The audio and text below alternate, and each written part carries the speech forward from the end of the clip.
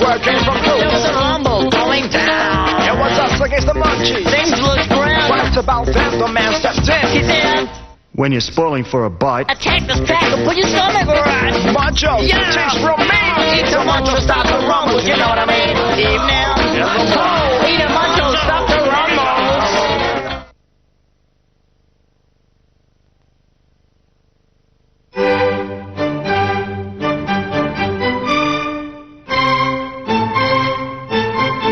Greatest player that the country's ever had.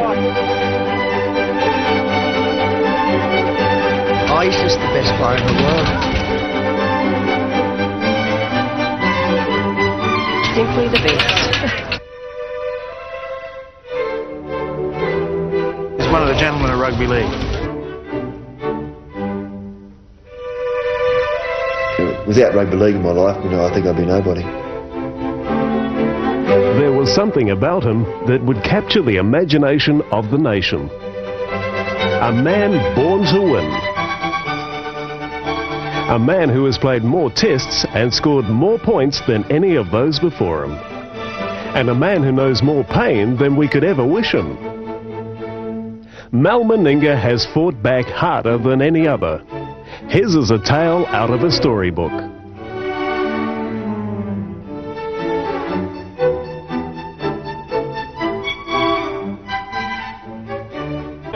Well, the next morning after we started going it was a grand parade of the Civic, of the city centre, and we managed to find the cup somewhere, and where we put it the night before. We managed to find it and put it in the back of a car.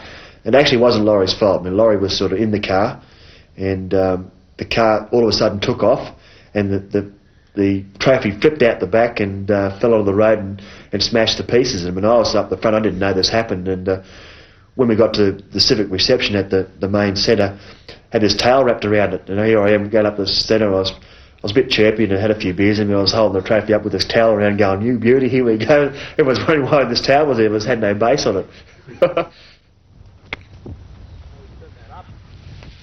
Meninga, good shot, Deb. Mal Meninga first came here to the town of Canberra in 1986. After 6 years in the top Brisbane competition, he had finally joined Sydney's Winfield Cup. That's a terrible lie. It's a terrible lie. Not much green to work with either to make it worse. No, I'm feeling very confident, actually. Yeah! Aye! Hey, that's two. Yeah. Two gone. Mate, it's not golfing, etiquette, that. That's ridiculous. Mal had long been sought after by the Sydney big guns, and by late 85, it had come down to a choice between Canberra and Manly. I'll put this in now. Bug is. It's wrong, that, I reckon. Talking while I'm taking a shot. Cheating. You're going across the hill and down. The Meningas liked the idea of living in the big country town and the coaching methods of Canberra's Don Ferner. Stevens. What for? It's got to go in anyway. Oh, well. Yes, sirree. What does I give you? 4? Tell you what, I can't putt. 4. Canberra had first entered the competition in 1982 and was still struggling in 1986. But this was where Mel wanted to be. I just felt that at that stage of my career I needed something different, and I had to have a change. I had to have some to keep me going, to keep me interested in the game. He made all the difference in the world because, as I said, he attracted better class of player, and younger players wanted to come and play in a club that Mal Meninga was in. And it was very similar to when I had Eastern Suburbs. I had Arthur Beetson there, and then when I had Arthur there, other players would like to play with him. Mal Meninga's in the same category. It would, however, be 3 years and a story of triumph over adversity before Canberra would see the best of Mal Meninga. The fairy tale began to read like a nightmare. That fateful day in May 1987, when it was pouring down rain, we were playing against an informed Manly side. I kicked downfield, actually. I chased it for the first time ever. I chased the kick downfield. There's a kick from Meninga. It's going to doesn't go into touch. It rolls back into the in-goal area. Williams is there. Carey's up there chasing. He's away from Corkery. Now Meninga's got him. And Meninga has hit the... Now Meninga I actually said to him, chase, as if to say, come on you big lazy thing. And he chased the ball, he was the first down there. And of course, I think it was a Manly fullback who took off across field. Mel went to tackle him and slid into the goalpost, and I didn't feel real good about that, and I'm sure Mel doesn't forget the incident either. That's something that we hate to see in rugby league. He's obviously done something to his left forearm there. Gee, I hope it's not broken or anything. Yeah, I knew it was broken, and the first thing I said to myself, oh, God damn, I'm going to miss out on the State of Origin series. That was my first reaction, but a frustrating period for me after that. For the next 2 years, it was the start of a time that I really, don't wish to remember. 10 weeks later, he was back, but the tragedy had set its course. We won the game fairly easily, and I think it was about a minute and a half before the full-time hooter, the coach decided to keep me on the football field. I was bagging for that, and I ran into a head of a Penrith player with my arm again, and unfortunately it cracked because I still had the plate in my arm, and cracked it on one of the screw lines, and it all started again for me. Yeah, it was pretty heartbreaking the second time because I think everybody realised then that there was a major problem. I mean, lots of players have had broken bones and they've re-healed and played on. I remember going to see him in the hospital a second time, and he was really disappointed, and I wasn't much better.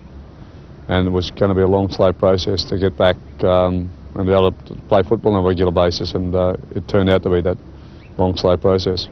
Mel made his comeback in the biggest match in the Raiders' history, a titanic battle for a place in the grand final. Yeah, I was about 17 stone, about 2 stone overweight. Not porky as anything. I wasn't expected to play, but they told me I couldn't play again for the rest of the year, so I didn't worry about it too much. I was more socialising than anything, and I was going to all the different boxes and meeting all the different sponsors at that particular stage. But the doctor said to me after we beat South in the major semi-final that I was a chance of playing the next week, and I said, what? So I went on a week comprehensive intensive training course that knocked off about 1 pound, and and I made my debut against East at the Sydney Cricket Ground, and had to find an extra large jersey and an extra large pants, and away I chuffed off. Walters, Penjack, Meninga, beautifully to Belcher, back into Meninga, Meninga saved us to the line, and he scored a try! Now Meninga scored a try for Canberra! The crowd love it, the players love it. It's an astonishing try, it took him out of his bulk and strength to do it. We were struggling, we needed somebody to pull something big out of the bag.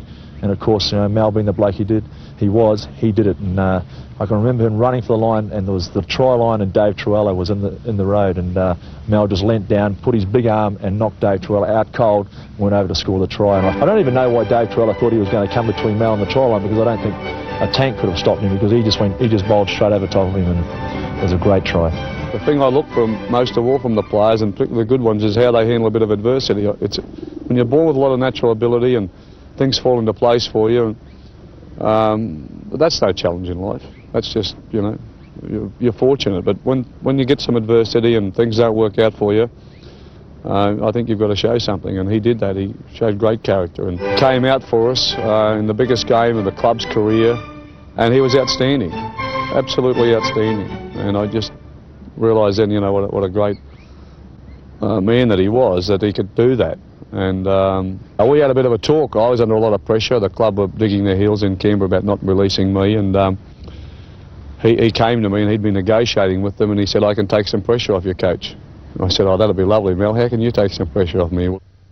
I said to him, well, what do you really want to do? Do you really want to go back to Brisbane, or do you want to stay here? And he said, I'd really like to go back to Brisbane because it's going to set my family up in life, and it's going to set me up in life. And I said, well, I think I can make it easier for you. And I went to the management, I said, well, listen, I'll sign on a 5-year contract, you let Wayne go. And that's one of my provisos. And they said, okay, and that's how we went about leaving the club. Back, right, spot, left, right, back, forward, left, back, through. Bennett's replacement was Penrith's Tim Sheens, and Mal looked forward to a happier 1988. I did all the right things leading through the pre-season. I had the plate taken out, and I made sure that I had about there was about 5 months rest in between times, and specific train for the arm to make sure it was okay. And I went along silly old me and played in the sevens tournament, the first sevens tournament they ever played. And first game against the Broncos, unfortunately I broke the arm in exactly the same spot again, so wasn't having much luck, unfortunately. For the third time in less than a year, Canberra's kingpin had been felled, and with him went the hopes of another grand final. We let it slip. We got knocked out of the semi-finals in 2 successive games, and if any year had come along that we should have probably gone all the way to the grand final, win the grand final, it was 1988.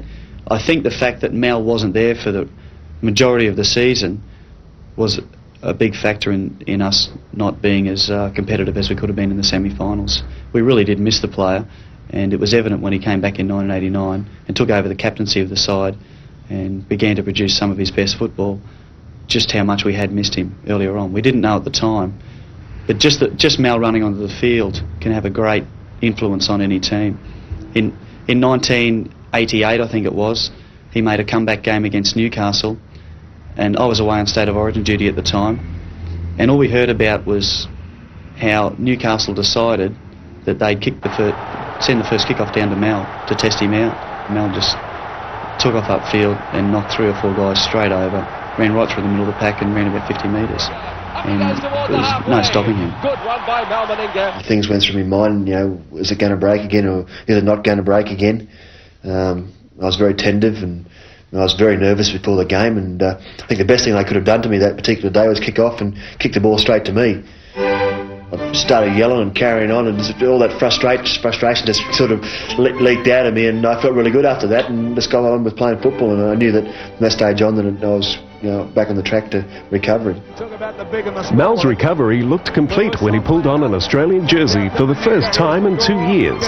Then he lined up against the rest of the world team on a night that should have ended his football career.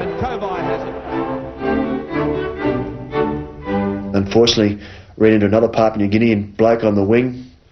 He's got a head that was hard as a rock, and went wham bam, thank you man, come off the field and got a broken arm again. Mal Meninga looking at that arm, and let's hope it is all right. Oh, he's had some dreadful luck with that arm, broken it twice. Enormous padding he's wearing. He's looking pretty upset about it as the medics work on him and the trainers cutting it away. The funny thing about that is that all the media hype that was in the papers that particular time, they were the only ones that were sort of saying that I should retire. The doctor felt that I was fine. Everybody close to me said that just got to give it some time, and it'll amend properly, and I'll get back on the football field. Even myself, I knew that I was just reaching the sort of peak of my football career. I believe that particular time. I didn't want to give it away. I knew that if I gave the arm time to heal properly, that I'd get back on the football field and continue my career. I think it affected him in a positive way, because he really got into a training mode that I've never seen him before. He trained every day, and when you're not playing, it's hard to be motivated to train. He trained every day. He swam and he did weights, and he kept himself busy. And I think he just got so much determination from all the bad luck he got. Brent Todd hurt his arm, or broke his arm as well in the early stages of that season, so we trained very, very hard. I pushed him and he pushed me, and I think we were trained nearly 3 hours a day, which is totally something different for me. I used to train okay at training, but that was about the only training I do. And here we are with casts on our arms. We've jumped in the pool and we do a few laps. Then Mal would say something like, let's do 10 50-metre sprints, and I'd go, okay. So here's 2 of us guys with broken arms, and people are watching us going, look at those 2 idiots, they've got broken arms, and we're going for it, and like the first one Mal would probably win, and I'd think, I'm going to give him a go. So I'd say, how about we have a little race? And he was so competitive, he had to win every one, that we'd be thrashing out with our arms, like one broken arm and the other arm's going like crazy, and I used to let him win every now and again, because I could swim and he couldn't. But he was, and I think that was his biggest fear, was losing. That's the 22. Losing would never have been good enough when Mal Meninga made his return to State of Origin football in 1989.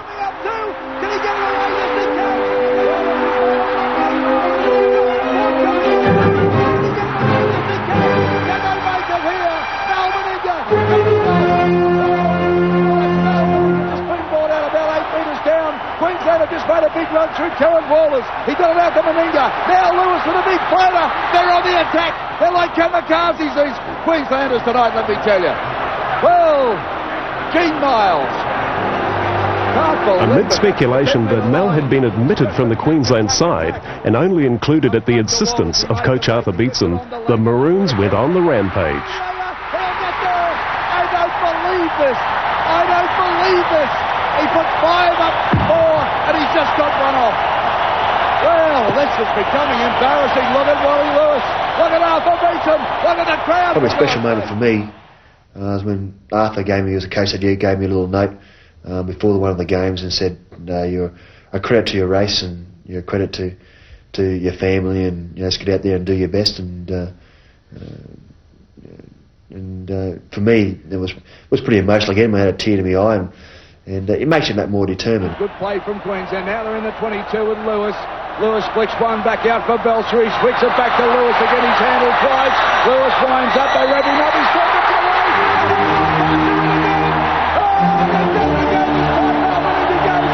Lewis handled twice. Miles got the basketball pass up. They're doing the high five. They're doing the boogie. Can they go on it again? I scored a couple of tries, pretty easy tries that particular night, and I got a bit carried away. Did the old prance to the crowd and things like that. Got pretty embarrassed afterwards, I must admit. But you get caught up in the atmosphere of the game, and I just felt like doing those silly gestures.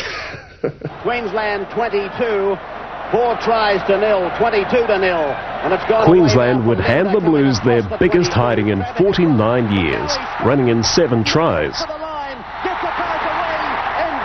Meninga goes in for the double.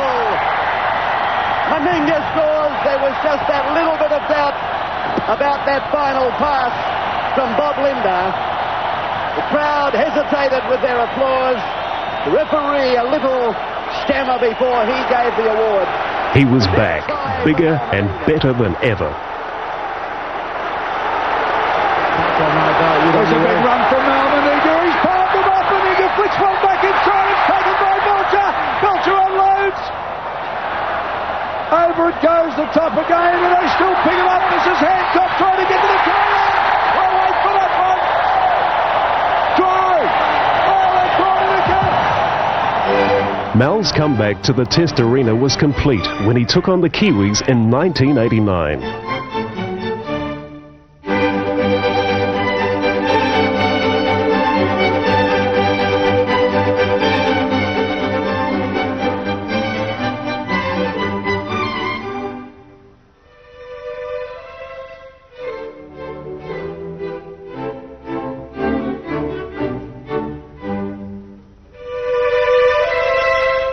This brilliant pass to Bradley Clyde sealed the Test series, and back in Canberra there were more rewards waiting. I felt that the team needed a strong leader up front from the point of view of not so much mentally or anything like that. They needed someone on the football field who was playing well, who would lead by example. So Mel Meninga became captain of the Canberra Raiders. He came inside one tackle and into the clear now. Little Ivan Henjak, he's under the halfway mark. Found Meninga with him, and Big Mel charges at the corner line. Can Barwick get to him? He doesn't need to.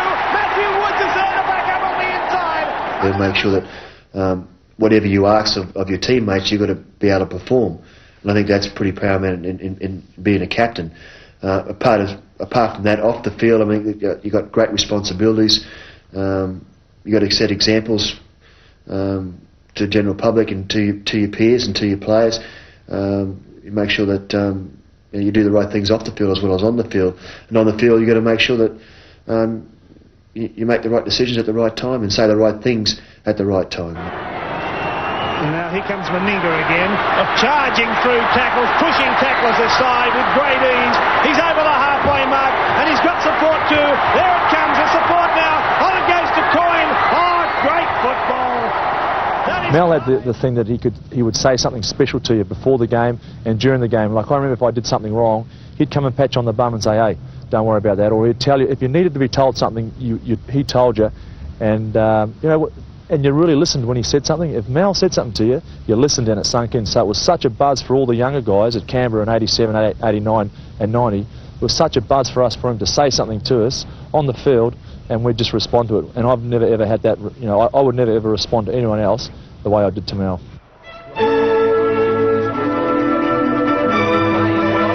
And with plenty of confidence, here comes a try.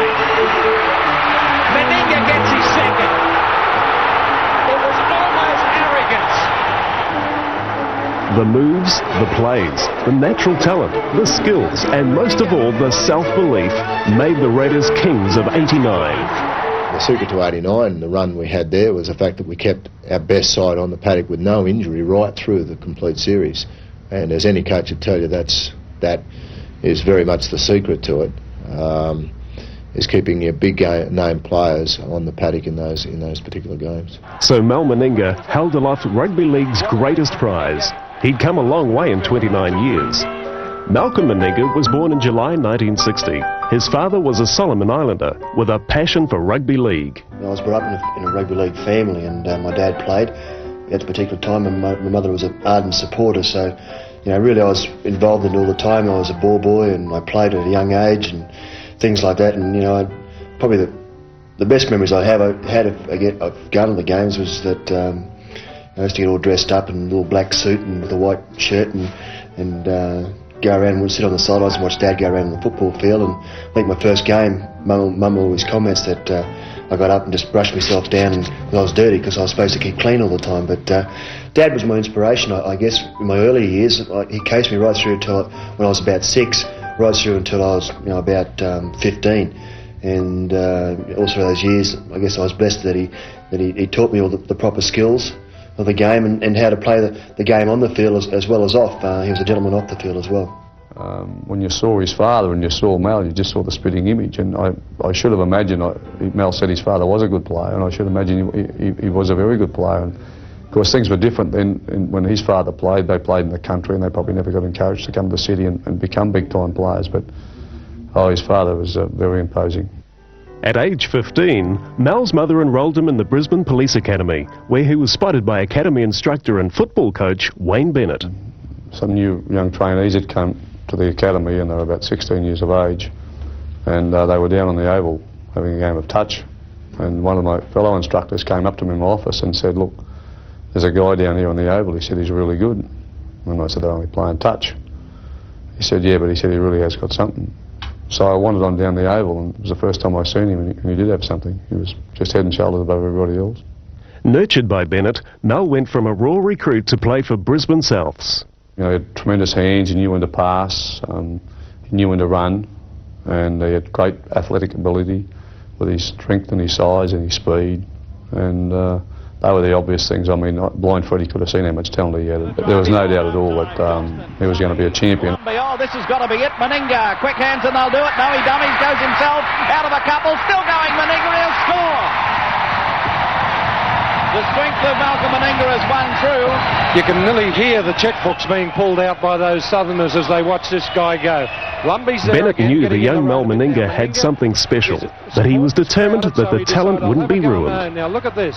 That is just sheer power. I kept him away from the media because they all go over the top, and they all put enormous amount of pressure on young players, and whether they realise or not, I don't think it's not their concern. Their concern's to get out and report things and sell papers and you know, get ratings. So my job's to look after them. And I did protect him. He copped a fair bit of flack from that, actually, and particularly from the media and from critics of the game, saying that they shouldn't be putting me in cotton wool, just get me out there and show me in with the Wolves. But I think he did the right thing. You know, really. Whilst I was playing okay and physically I was fine, I was still only a young kid. I mean, I was only 18 years old, and mentally I probably wasn't as tough as the big guys I was playing with and against. So media sort of nursed me along a little bit until he thought I was ready to, you know, mentally in particular, to get out there and play well week in, week out. Well, try. It just goes to show you how strong Mal is. Given any opportunity and any room to move, there's nobody in Brisbane football that can stop him. Between 1979 and 85, Mal would play in 6 grand finals for Souths in the fierce Brisbane competition. That's the equaliser from Meninga. I'd come from the country, and Mel had a big reputation before I arrived here, and you know, from day one I had the greatest respect for the guy, and there's no more awesome sight in the game than a number 3 in a black and white jersey, full head of steam coming straight at you.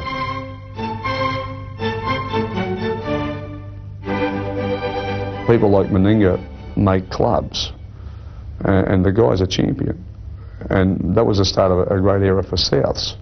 He left Souths, there's been a decline at South since he left. He's been at Canberra, and Canberra are a great club.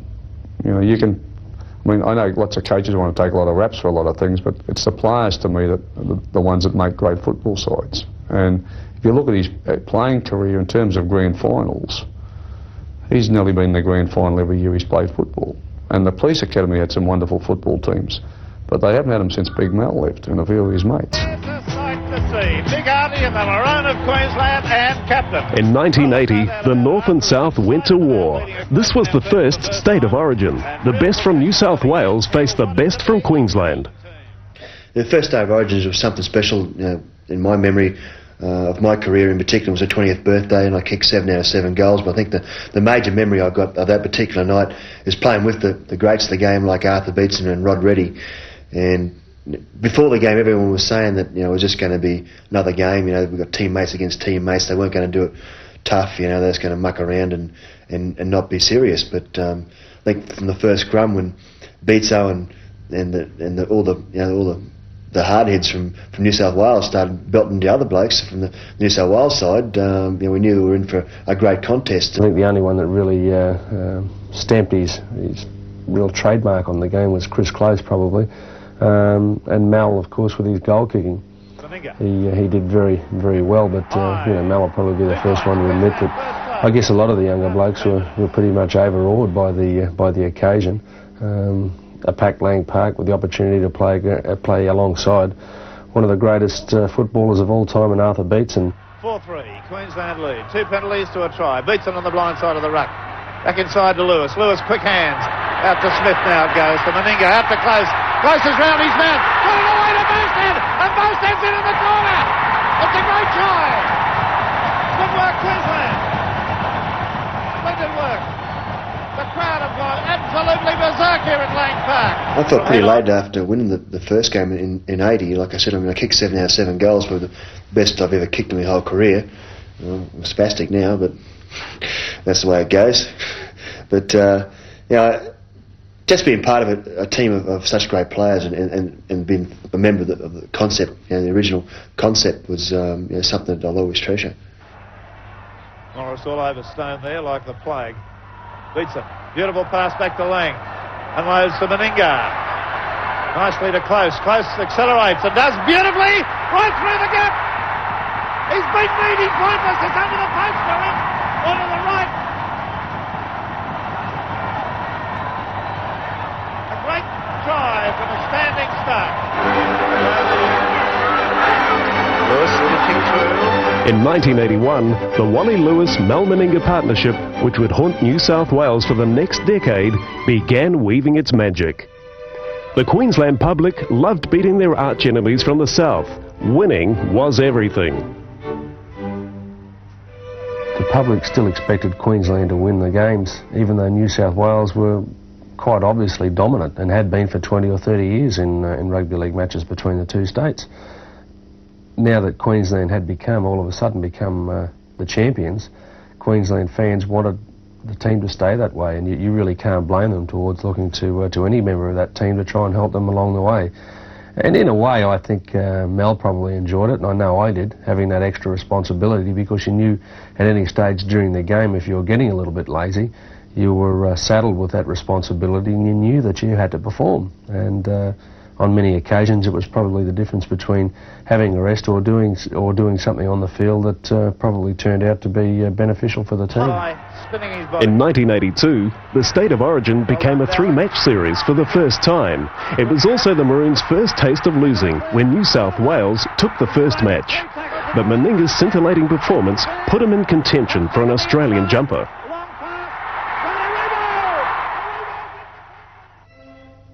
It was too late, however, for Norm Meninga to see his son wear the green and gold. His health was deteriorating by that time, and it didn't come to me as a shock that he died, but I think it was disappointing in the fact that he didn't see me play for Australia. That was probably the major disappointment for me, that he wasn't around.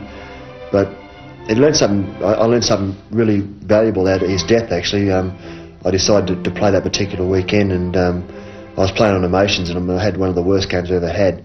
And it made me realise that no matter how much you want to do things for other people, you can't do them unless you do it for yourself first. And I think that was a valuable lesson out of Dad's death. I probably shouldn't have played that weekend. I should have been up there with the family and made sure that the family scene was okay, because I was hopeless and trying to help South win a particular game. We lost that particular day. Here's Meninga on a fly again. He's got rebound on the outside. Crosses him off. It's a try. Must be. Brennan. I guess my major thought then was playing well for South during the year, and then hopefully playing that well that the selectors couldn't leave me out of the Australian team to tour Great Britain and France at the end of the year. That would be Mal's first tour, and he played his first match against Australia's traditional foes in the first test of '82. Oh, what power, what size, as he handed off number 4 Lesdale, and Mel Meninga, the huge burly Queensland centre, puts Australia in the lead by 5 points to 2. The ball just came my way, and I was in the clear, and in those days I had a little bit of pace, and I had a reasonable palm, and I had just enough to get past the fullback, and I really had a clean run to the line. So I was very happy I scored. It was the first try of the Test match, and the first time I've scored a try in a Test match too. So it was probably a very special moment for me. And in the second test, the combination of Queensland's favourite sons produced a magic moment.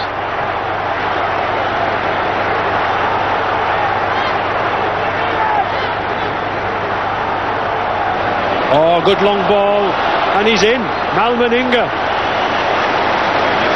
Well, 14 minutes gone in this second half. That long ball from Wally Lewis out to Mal Meninga. I think he knew that I was intending to throw a long pass, and I knew that he expected it.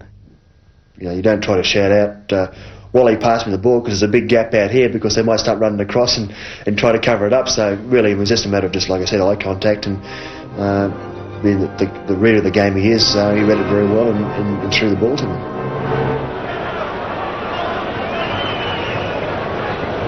Many people didn't expect this man to be even included in the Test team, but here he is, the sensation of the tour. It's a high ball, and it's a beautiful kick. My kicking form was pretty good in those days, wasn't it? I don't know what's happened recently, but might be the balls or something, or I had better boots, or my feet were square, I don't know. But in those days I could kick goals, and I wish I could relive those memories again, but unfortunately I can't. But Mal wasn't a hero to all. Back in Brisbane, he was a favourite for the critics. Well, when I first came into the scene in '79, I played particularly well. I mean, things were happening for me. I mean, I was doing things that a lot of people haven't seen before. I mean, they had such connotations as freak and Magic Mal and that sort of crap, I believe. And I guess I started believing that. But when you don't do that week in, week out, you have your critics and say, why can't he do that? Why can't he do it on a week-to-week basis? What's the matter with him? And it puts a lot of pressure on you. But then again, I put a lot of pressure on myself too, because I expect myself to go out there and play to my potential every week. And realistically, I mean, you can't do that. For one, he was a copper, which sort of puts you off side with half the population. The second thing was that he had he was dark, which sort of, there's another third of the population start to, jump on your back. And the third thing was that like I said, he was sort of playing second fiddle to Wally. So Wally never used to cop any criticism. Not that he deserved much in those days. Not that he deserves much now, but Wally didn't cop much criticism. And so when it turned to giving someone a hard time, it was usually the big fella Mal who copped it. I think I was copping a fair bit of unfair criticism, and I was only 19, 20, 21, 22 when I was copping all this criticism, and when you're at such a young age, it's pretty hard to be consistent, I believe, because you're not mature enough. You're still living life to the fullest. I put my life and my soul into the game and try to play to my best of my ability, but I also wanted to go out and have a good time and meet plenty of girls and drink plenty of beer too, So those years I was sort of just going through phases where I didn't really worry me. I didn't really care, to tell you the truth. In 1984, Mel had problems maintaining his form. A poor goal-kicking performance in the first state of origin cost him his test place. When Souths were thrashed in the Brisbane Grand Final, Mel had had enough. Fed up, he escaped to the English club of St Helens, thinking he may have to play out his days in England. But instead, England would be the rejuvenation of Mel's career. And at Central Park, he destroyed Wigan in the Lancashire Cup final.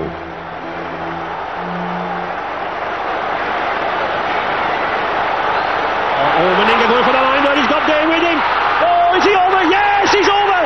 Oh, magnificent piece of play from Meninga, the Australian import who's done so much to rejuvenate this St Helens club. Dummied the ball today. I thought myself that he'd done the wrong thing, but when you're 16 stone and you're 6'3", you can do what you want 5 yards from the line, and he did. Oh, very wet, very greasy. Conditions are not the best underfoot. To Meninga, oh, but strong, bullocking, oh, beautiful ball today, and he's got him away, and that's what class rugby is all about. Well, St Helens paid an absolute fortune for this man now, Meninga. They hoped they would get it back. So back three of Pinner, Round and Platts, coming out wide. Oh, the ball. This is where it's going, Meninga again, he's got the pace, he's knocking him off, he's knocking Edwards off, and he's in, oh, what a try! It was the first major trophy they won in a while, St Helens, so it was a big moment and everyone was very pleased and they paid me.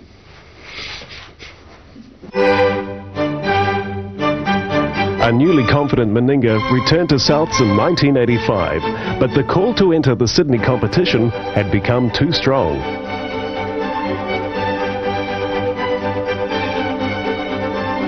He really didn't need a new challenge. Canberra had come along, and Manly had been after him, and he nearly went to Manly. But I'd like to think I was fairly, had a fair bit of influence in there as well. I just thought, knowing Mel at Canberra was going to suit him a lot more. It was a big country town, playing in the Sydney comp, he got all the same benefits, but there just wasn't the hurly-burly of Sydney and all the problems that can go with living there. And I just, knowing Mel, I thought it would suit him more, so my influence was to sway heavily to go to Canberra, and I saw them as a club that was going to go ahead as well. I saw them with a future. So Wayne Bennett farewelled Mel and his Souths teammate Gary Belcher as they headed for the big time in Canberra. Together, they would form the most devastating fullback-centre combination in the game. South's loss was Canberra's gain. Quickly the ball comes away to Meninga. Quick hands away, it goes to Belcher again. Belcher will score. He doesn't need to. He gives it to Meninga, who will. He could just about do a lap of honour in Perth. They love this pad, and he's got a try for him. I think it's just been our relationship as a centre and a fullback has just been probably good fortune that we met up at the right time. I know from my point of view, I'm really appreciative of having a guy like Mel around, and as I said earlier, he's not only a strong player, he's also got some fantastic skills. So just being Mel Meninga draws 2 or 3 defenders to him every time, but that's not enough to be a great player who can put his support players through space or whatever else other skills he comes up with in the game. You have to have the ability to do those things, and Mel hasn't just got that naturally either. He has worked very, very hard on it, and skills training is something that we've done a lot together of. As Don Furner had predicted, Mel's decision to go to Canberra would also draw other top players. Mel being in Canberra made my decision a lot easier. Wayne Bennett was going and Gary Belcher was there as well.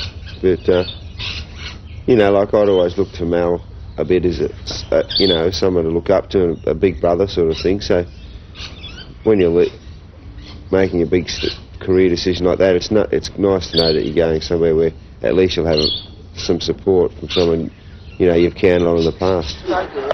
Canberra's indifferent form in 1986 didn't stop Mel from making his second Kangaroo tour to Great Britain, but this time he would struggle to make the test team, kept out by the centre combination of Gene Miles and Brett Kenny. I was disappointed in 86 because I thought I was playing particularly well, and I thought I was playing better than what the centres were at that particular stage.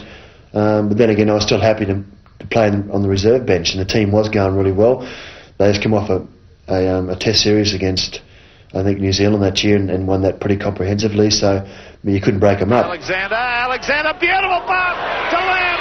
Lamb's looking for support, pops it to Meninga. Meninga will go in and score. Oh, delightful stuff. Absolutely. He exerted his power in the midweek games, however, making a devastating return to St Helens.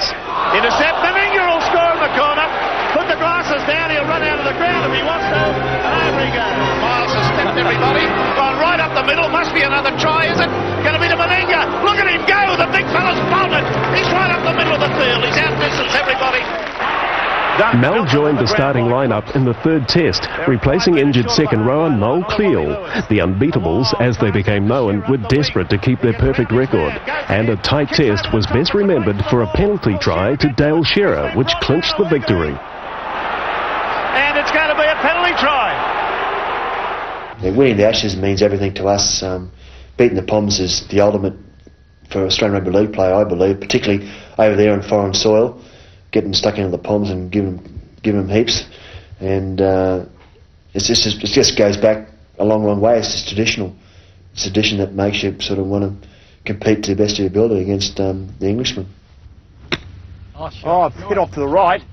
Off the tree. Oh! This could be anyone's hole. Yep. Yeah, good putt, Woodsy. Yeah, great putt. Yeah, lovely. Right. So why don't you got to get it? Yeah, you can go back. Oh, yeah, good. That's yours back. Yeah, thanks. good anyway. Do you want that out? No. Yeah. Pressure game. Oh, just cool as a cucumber. Cool as a cucumber, he certainly was, as the Raiders set out to defend their Winfield Cup title in 1990. This is the number 2 move. He's going to tap it on his own. Pull down just a few metres short. Now Clyde, he's in the corner. Clyde has scored. The number 2 move worked. 5 metres away. Stewart looking for runners. Meninga. They won't stop him up the middle. Other side of the scrum they'll go. The Raiders were being talked about as one of the great teams. Daly gets it for Stewart. And the markers for Meninga out wide. Meninga, he'll score. It is so difficult to defend a situation against a side as good as this from midfield. 6 against 5. They could And Mel Meninga as the best in the world. Kenny for Meninga. Jason Bell chasing. Little man on the big man. Meninga running across field looking for support. He holds it up for Gale. Gale puts the foot down, gets it back. Lazarus has broken from the scrum to set for a stadium alight.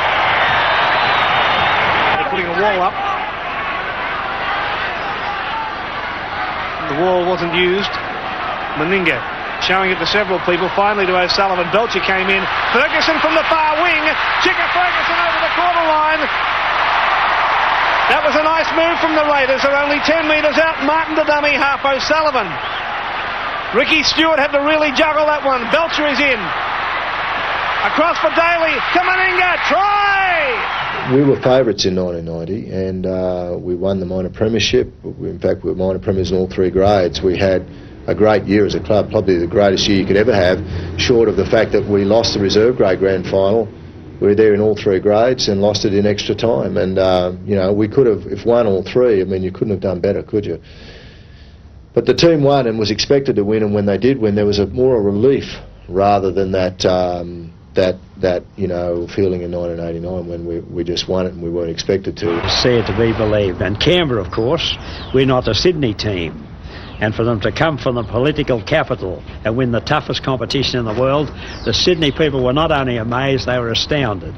And I would say, after a lifetime of following rugby league, the Raiders' 2 premiership teams would rank with the greatest teams of all time, led by Mel Meninga.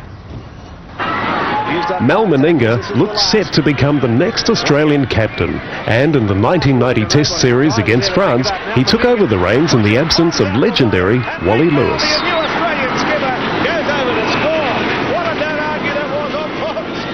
lot of expectations, but I knew that I just had to do my own job, and I was never going to be a Wally Lewis. Wally Lewis is, I think, he'll go down in history as one of the best captains ever, and I don't profess to be in Wally Lewis's captaincy category, but I was just going to be my own person, captain aside the best way I possibly can, and try and play well to maintain my form and maintain my position in the team.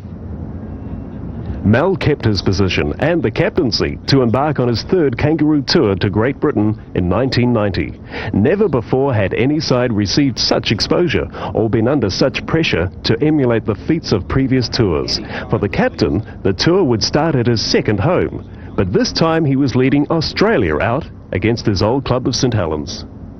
Apparently he is second only to Martin Afire here in England as far as pace is concerned out on the wing. Daly with an overlap with Meninga. Meninga into full stride. He's got Hancock with him. Meninga won't need anybody. He returns to Knowsley Road as skipper and picks up the first try of the tour. But the question was, would the Great Britain Test side be able to stand up to the likes of Meninga? Acceleration. He's got Meninga inside. Meninga's going to come back to Knowsley Road with a double on game one of the Kangaroo Tour. I knew that they're going to be very competitive, and they're in a no-win situation either. That everyone expected them to lose. And I remember the story that players said in the English side, that Ellery Hanley said to him before the first test match, he said, "No one really expects you to win. The spectators out there don't expect you to win. Even your close relatives don't expect you to win. Even your wife or your missus or your mum and dad don't expect you to win. The only ones that expect us to win is ourselves." And so he gave that sort of speech before the first test, and that they come out fired up. Great defence from Great Britain. They were gone. Eddinghausen struggles. Well picked up by Langer. Stewart, the long pass, comes away now. Cartwright, he got that ball away well. Picked up beautifully by Magore. On it goes to Meninga. Meninga on his own. Meninga will score! Oh, what a try! What a try from Mel Meninga! The Australian captain may have been leading by example, but the British showed a new commitment and handed the Australians the bitter pill of a 1912 first test loss. What a try! Oh, unbelievable! That is magic! Well, after our first test loss, and with all the expectations we had, we didn't train it particularly well. We were sort of very complacent, I believed, and we're sort of. Well, I was embarrassed by our performance, to tell you the truth, and I think we all were embarrassed by our performance in the first test. And certainly our train picked up and our standard play picked up from the tour after that first test loss. The second test promised to be just as tough when Great Britain took a 6-4 lead, leaving Mel and Gary Belcher in their wake. Tackle! Dixon gets a try that throws the test, the Ashes, everything on the line. Oh, it's a rough. Only 17 metres. If the Australians didn't want to go 2 down and lose the series, something desperate had to happen. Here it comes now to Lindner. We're well into injury time. 40 seconds, in fact, as it comes away to Stewart again. Stewart throws the dummy. Now Ricky Stewart's on his own. He's up to the halfway. He's waiting for Eddinghausen. He's got support. Eddinghausen with him. Look at goes to the What a try! What a run from Stewart! And what a try! Meninga! Ricky Stewart, only about 5 minutes ago, David, was feeling like the worst man in the world after he threw that intercept pass. He's sitting on top of the world now. What a magnificent try he instigated. He got out the open, didn't panic, and the job Mel Meninga did, as we'll see it on the replay. Mel did a little bit of work. He did a little bit of roller skating here. He did a bit of shoulder work, making sure that no one was going to bump him out the way. And look at Stewart on the Just James replay. It was almost Melbourne. All I can think about is trying to keep with him. It's probably the fastest I've run in about 10 years. I've never run that fast ever since. But I managed to keep with him and bumped, which you're allowed to do legally, I must admit. A little side swipe with the centre beside me and got the ball and dashed him, the extra 20 metres to the try line and scored the try. And once again, it wasn't pure elation. It was more relief that we scored the try and clinched or made the series 1-1. The fact is that I think he showed his excitement and elation at scoring that try when he's an emotional bloke, and he probably wouldn't like me saying that, but the fact is that he really treasured scoring that try, and I think it'll go down to one of the fondest memories in his rugby league life. We went into the game knowing that everything was on the line, and just to know that a guy like Mal, be one person who had total faith in the whole side. I think we all had a little bit of doubt about us. Mal had total faith all the way, and to see him score the try that won the game for us, that snatched victory away from the Poms, I think that just tore the heart out of them. Of course, we went into the third test and they were still wondering how the test series had got away. The second test, 114-10, the Kangaroos went into the third looking for a win to take the series. To put him down. Elias for Stewart. Gary Schofield was close to getting the intercept. Now it's Australia, Meninga. Meninga will score under the post. Schofield nearly had a chance, but the green and gold supporters fly high. They believe it might be enough to keep the Ashes. And as the siren goes, it's all over. The Australians cheer. Mal Meninga and Benny Elias celebrate because Australia have retained the Ashes here at Elland Road. They really have done the job at Wembley. And Mal Meninga, he had enormous pressure on him. Well, what a great moment this is for Mal Meninga. Wally Lewis did it in '86. Now he has followed his great friend from Queensland, and Meninga makes that famous walk up to collect the Ashes. Mal collected the Test trophy and the Ashes on his first tour as captain, but the question was now being asked just who would lead Australia in the following year's series against the Kiwis if Wally Lewis returned to the side. And all the speculation tended to centre around who was going to be the captain, because Mal had gone on record and said that if I was back in the team that he would naturally expect to stand aside and have the selectors name me as captain for the team. They didn't, and there was a little bit of bad feeling, I suppose, because it was quite obvious that the Australian Rugby League didn't want to have me as captain of the team. Well, I always maintained that if Wally was in the team and they wished to give Wally the captaincy in '91, that was okay by me. But I think I did my apprenticeship the previous year with 5 tests.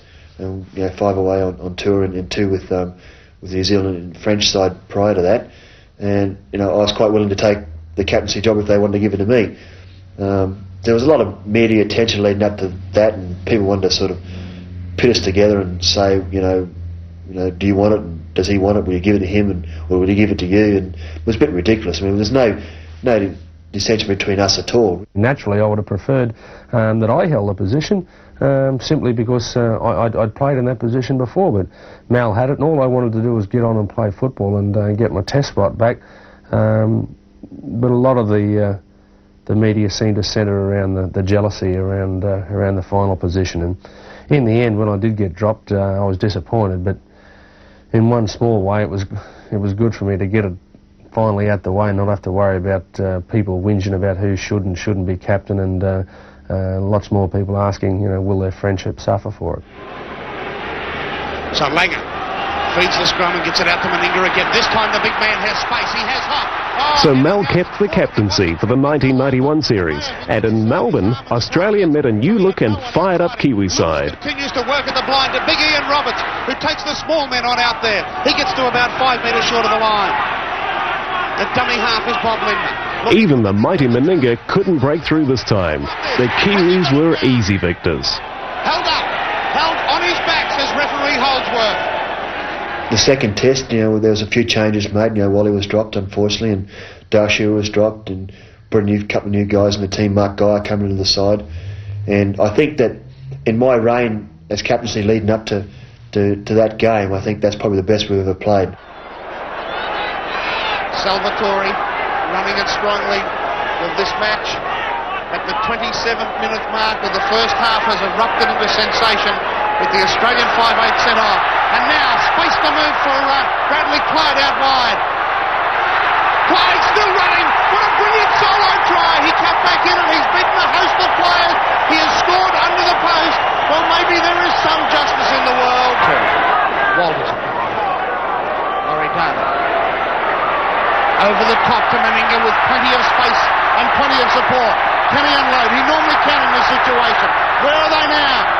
Meninga's still going towards that try line. He's only 5 metres out. Australia on the mile. Ellinghausen at dummy half. The long ball to Daly. Daly over the top. He cut out 2 players to Salvatore. This could be a try on again if he can unload. He can to Wishart. Wishart only has 1 man to beat. He's struggling. He wasn't held down. That is a try, says referee John Holdsworth. It's a great try and a great way to start the second half. Dragged down about 10 metres out. He plays it quickly. Oh, there's another try on here for Meninga over the top. Will he count on Taboo? A bit of sliding. 1 or 2 players seem to be going up. It's definitely not even. Jackson with the ball to Salvatore over the top to Wishart. Wishart has support. Here comes another Australian try. That's the Australian captain. That is the Australian record. The crowd go wild here at Lang Park for one of their favourite sons, Mal Meninga. This is a moment he will savour for a lifetime in what could very well be his final test in the green and gold. Certainly Mal had no thought of giving up the precious Australian jersey, and why should he? Wally Lewis leading the side out now, and listen to this. When the Maroons and Blues lined up for the 1991 State of Origin series, Mal was up against his Canberra club coach Tim Shins, who had taken charge of New South Wales. But I remember at the time saying that the difference between the sides will be the brain power of Lewis and Meninga in the Queensland side, and by that I mean they knew when to take the ball, to take the right options, and in fact it was Lewis and Meninga probably who beat us when it all came down to the crunch. Yes, he does. He's bending over in some pain. Here's Lewis now. Lewis has got some support. Lewis holds it up. Mal Meninga. Can he get there, Big Mel? Oh, yes, he's done it. They've finally cracked the line, Queensland. I always dreaded not so much his physical bulk, because I thought we had the team to contain that, but it was the brain power of when to move the ball. And for instance, when he and Gary Belcher play together, and they're even more potentially dangerous because they play. And Laurie plays in our club game with them as well. It's a very smart football team, as well as being a very strong player himself. He's a very smart football player. And of course, when they play for Queensland, you throw Wally Lewis's brain into that as well. And realistically, that's what you're playing against. That they're taking the right options. He was here when they said go back in 1980. The 91 series was decided on kicks, and Mal wasn't in his best form. 4 points all. At 1 game all, the winning or losing of the series was in the balance and dependent on Mal's kicking. They're losing ground. Now if they can get it out through Hoff, he gets it back to Meninga. Meninga standing there like a colossus, gets away to Langer. A long flow out for Shearer. Shearer heading for the line. Yes, Shearer's there. Unbelievable football. Can you believe the State of Origin? One side scores and the other one comes back. I must admit, I had one shock. I hardly got off the ground and didn't even make the goal sticks. But remember when we scored the try, I think I had to kick a goal. Everyone started booing me, and the players looked at me and said, "What are you doing? Can you kick this goal or what?" And as it turned out, I just went back and just kept my eyes closed and hoped for the best, and just wobbled out. It wasn't the best of kicks either. It was sort of just made the crossbar. Went through the middle though, went over the black dot, so that was pretty satisfying. But we got the 2 points and got the victory. Stewart. Extra wide to Meninga. Canberra's campaign to keep the Winfield Cup in 1991 would feature titanic battles between the Raiders and the Manly Sea Eagles.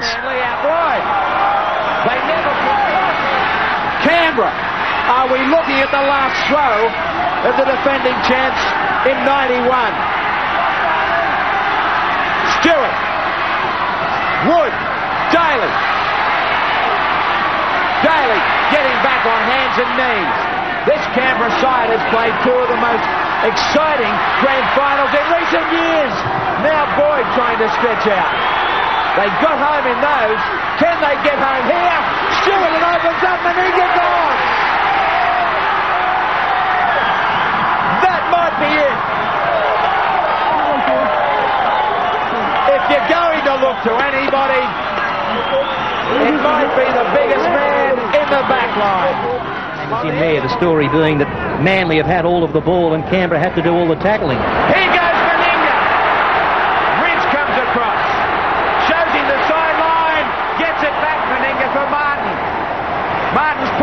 Their semi-final clash would be one of the great matches to come out of the Winfield Cup.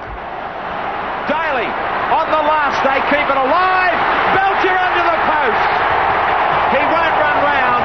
He just took it alongside the sticks. Reg, no time. Under the dot.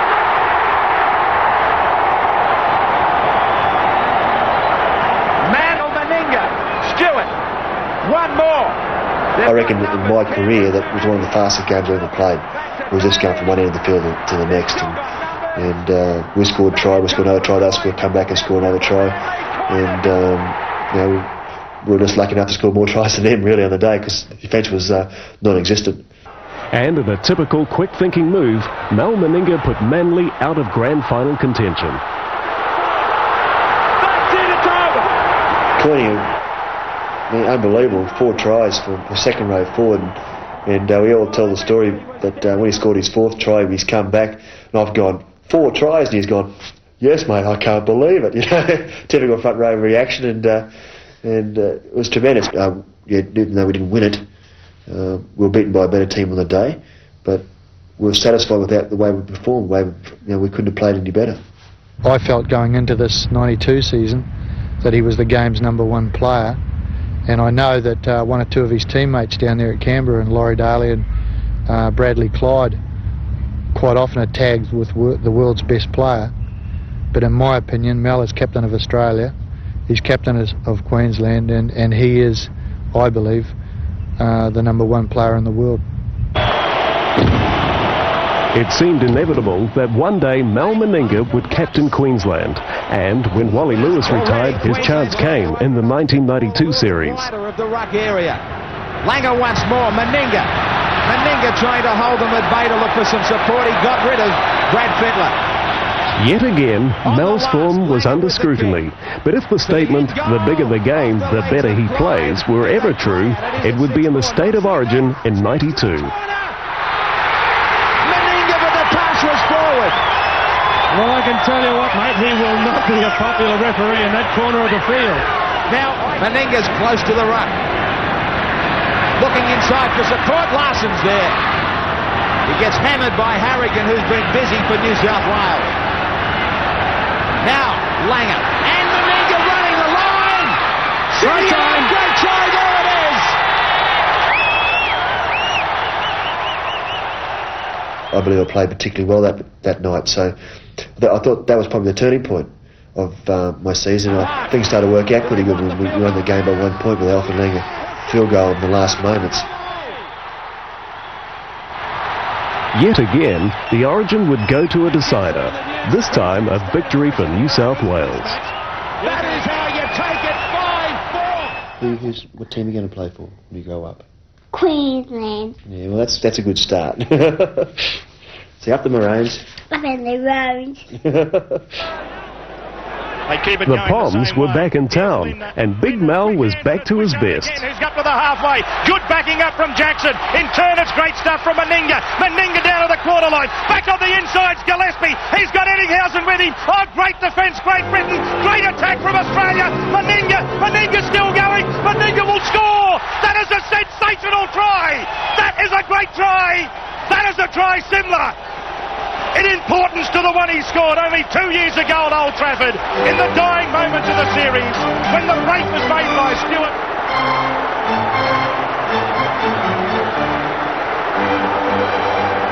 Big fellow.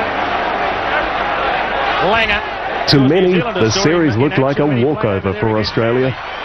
As the ball comes wide to Meninga, here's a chance for Australia, back on the inside, they're still going through Clyde, the pass comes across, it's going to be an Australian try to Meninga, another try, Meninga scores his second, the big fellow, you can't stop him, good football, good combination on that side of the field, the Canberra connection.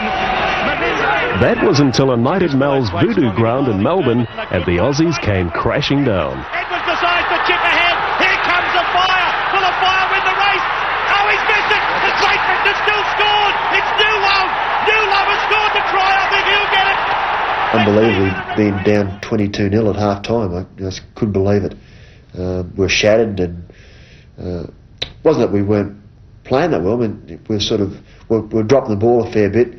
But the luck that the Great Britain side had was something astronomical. I mean, the bounce the ball was going their way, we were slipping over and they were scoring tries, and they were taking full advantage of our mistakes. Steadman's away! Steadman will score! Steadman has scored the try! And someone had to take the criticism.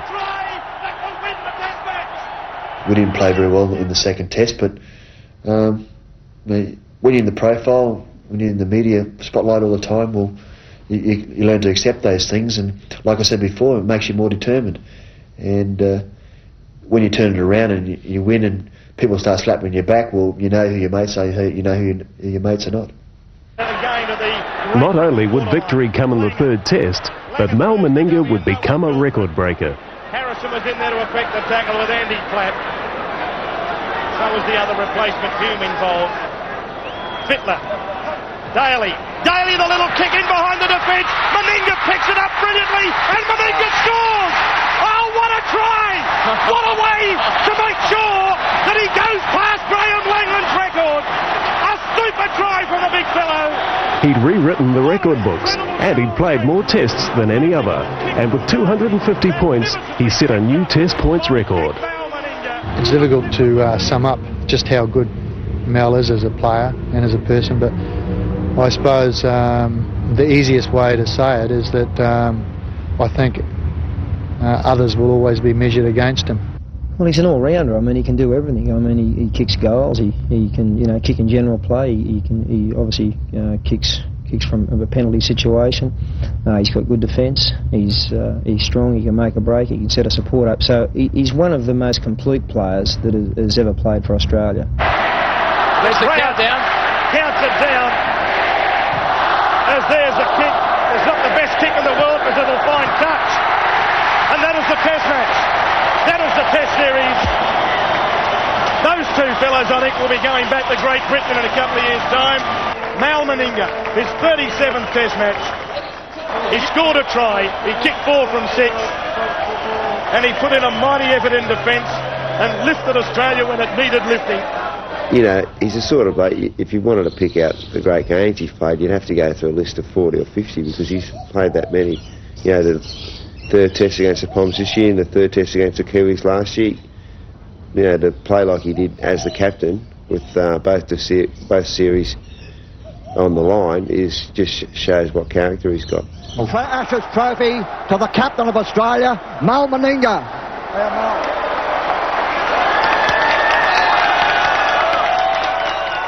When he's holding the trophy aloft, I feel especially pleased for him because it's such an effort to get there, to go through all the knocks every week, to keep your enthusiasm up and get over losses and things like that, and to reach that final stage and actually win, it just gives you goosebumps. It's just such a really sense of elation. It's just, because you know how hard he's worked and what a loss would do to him if he'd lost. But he had it all, and he's gone on with it, and that's the most important thing.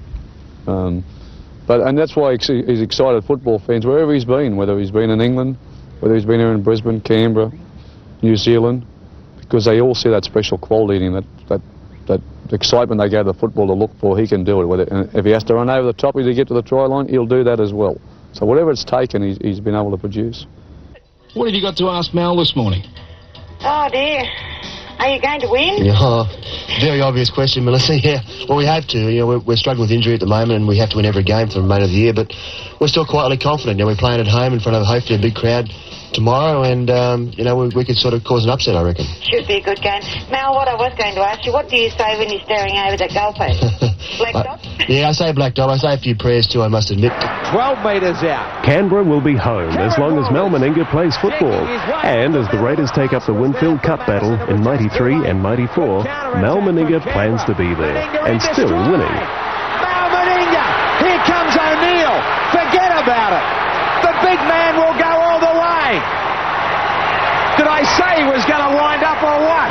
Meninga under the post. And look at Big George. Look at those big legs striding out there. Who's going to catch him? Look at him up and down. Sides of those legs. Who wants to get in his way? I wouldn't want to stand in his way. I've tried it once before in a test match and he bowled me out.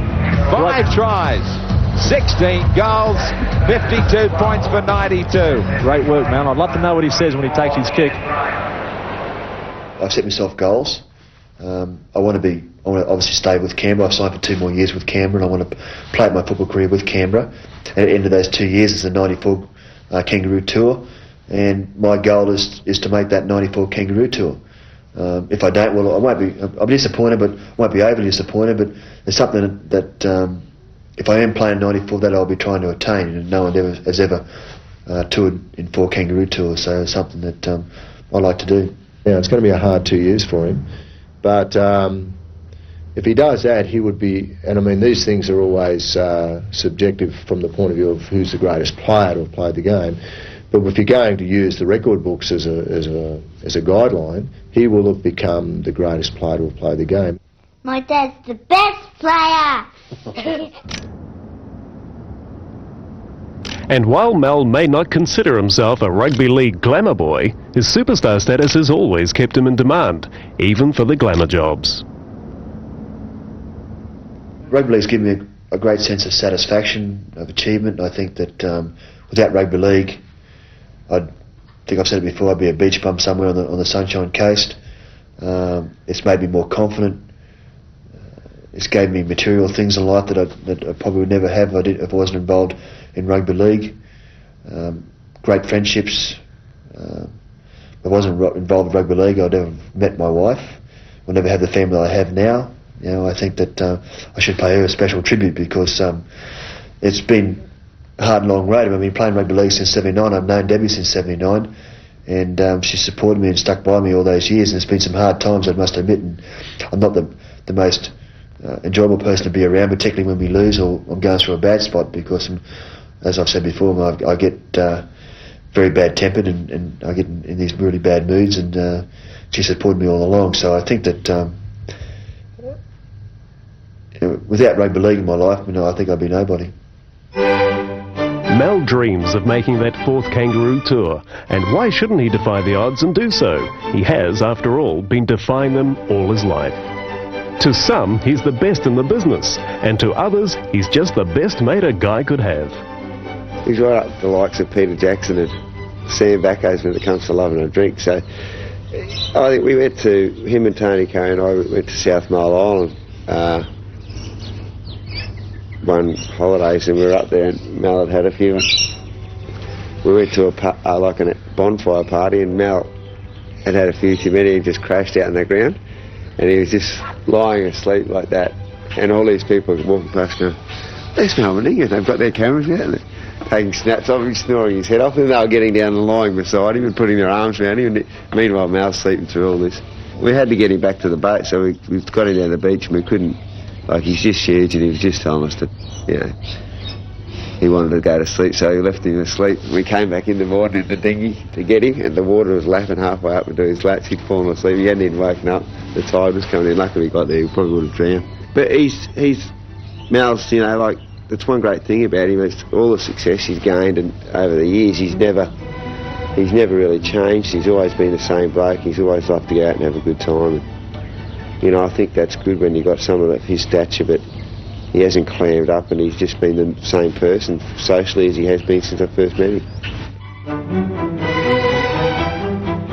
What do you say when Queensland plays? You say, up the what? Up the Roosters. No, not the Roosters. Not the Roosters. Up the Maroons. Up the Maroons, eh?